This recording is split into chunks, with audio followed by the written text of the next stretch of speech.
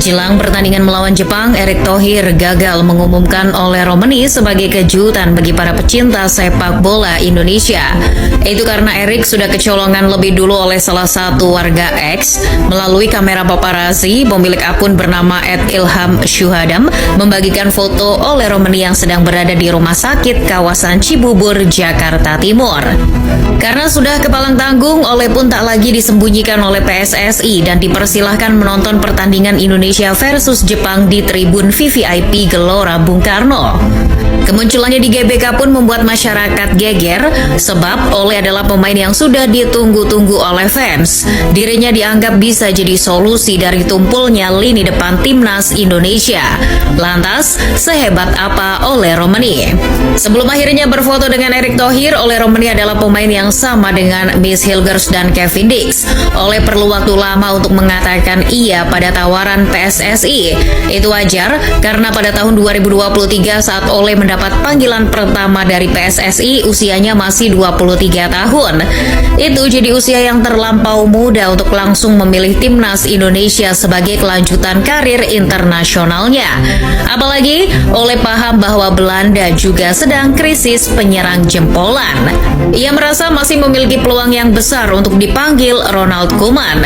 Dirinya enggan menutup diri dari tawaran PSSI, tapi timnas Belanda masih jadi prioritasnya saat itu. Namun setelah pertimbangan matang dan beberapa kali melakukan komunikasi langsung dengan Erick Thohir, Ole Romeni pun luluh. Dirinya memutuskan bergabung setelah terpukau dengan kinerja dan proyek timnas Indonesia selama 1 tahun terakhir. Menariknya, yang memegang peran penting dalam pengambilan keputusan Ole bukan Erick, melainkan Ragnar Oratmangun. Mengapa demikian? Karena Ragnar adalah kawan karib Ole sejak dari Akademi NEC Nijmegen. Dilansir suara.com, Wak Haji berusaha membujuk Ole ketika tahu PSSI sedang mencari striker bagus. Ragnar meminta Ole untuk mempertimbangkan tawaran PSSI. Ragnar merasakan bagus jika skuad Garuda memiliki striker sepertinya. Skuad asuhan Sinteyong sudah terbentuk dengan cepat selama 1 tahun terakhir. Namun, STY masih membutuhkan sosok goal getter di lini depan. Dan Ragnar ingin Ole mengisi posisi tersebut. Tapi apakah yang dikatakan Ragnar Oratmangun bisa dipertanggungjawabkan di lapangan? Tentu akan terlalu dini untuk menarik kesimpulan, karena sumpah WNI saja belum. Proses Ole Romeni menuju striker timnas Indonesia masih panjang, tapi kita bisa memproyeksikannya melalui sepak terjang Ole di dunia sepak bola. Di tanah kelahirannya, yakni Nijmegen, Ole Romeni tumbuh sebagai bakat sepak bola yang menjanjikan. Sudah menimba ilmu di NEC Nijmegen sejak 2011, Ole memang difokuskan untuk bermain sebagai striker sejak kecil.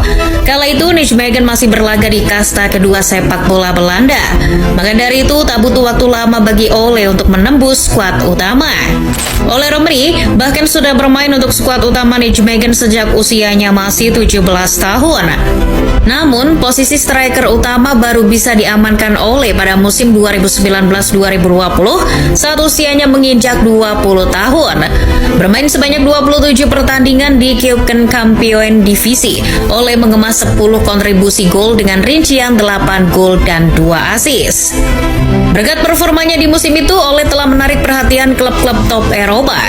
Menurut arsip Football Espana, Ole Romeni sempat masuk radar Real Sociedad, Norwich City, Leeds United, Brentford, dan beberapa klub papan tengah Liga Jerman dan Italia.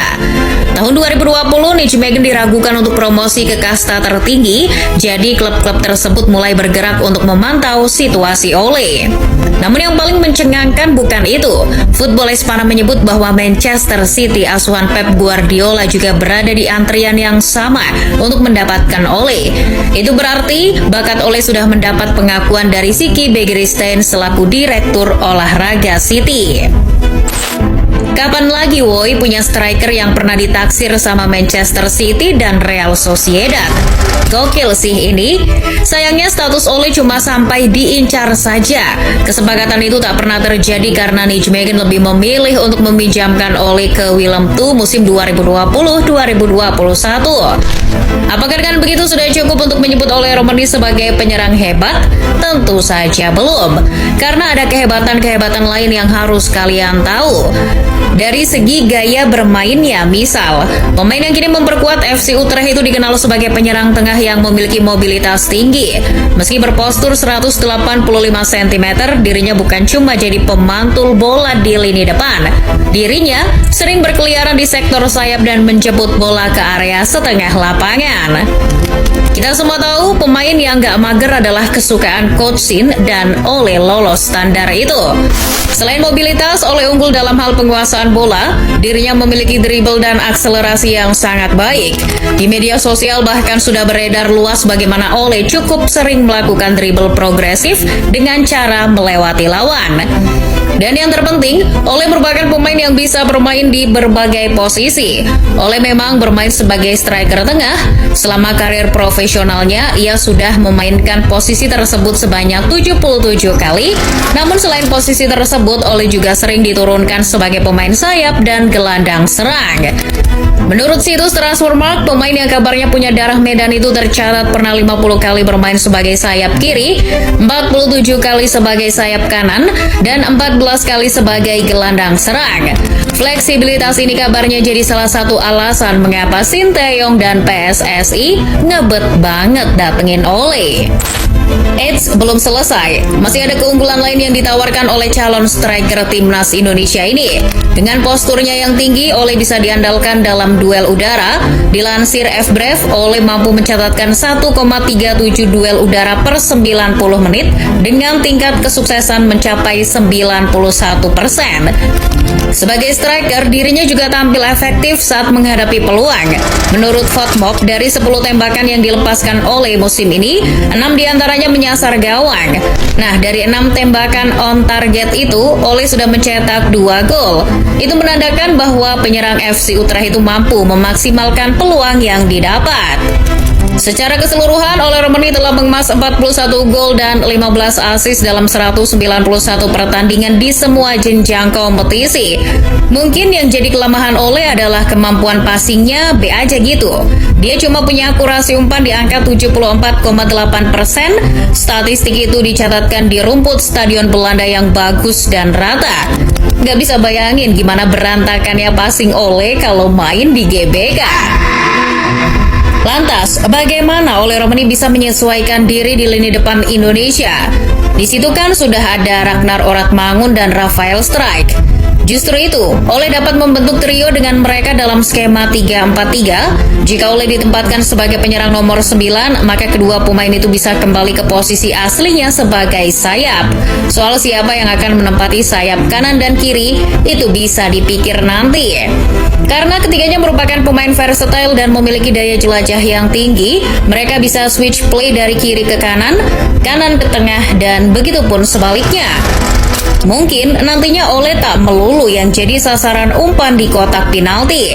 Bisa saja Ragnar atau El Klemmer. Meski demikian, Ole diperkirakan akan tetap menanggung tuntutan mencetak gol yang lebih besar karena statusnya sebagai seorang striker tengah. Tugas kita sebagai fans adalah mengendalikan ekspektasi masing-masing. Ole Romani juga manusia biasa, butuh adaptasi dan proses pembelajaran. Jadi, Mimin minta tolong banget nih, kalau nantinya Ole nggak langsung cetak gol di laga debut, kalian jangan menghujat sang pemain. Dukung dan percaya saja pada prosesnya. Insya Allah, usaha tidak akan mengkhianati hasil.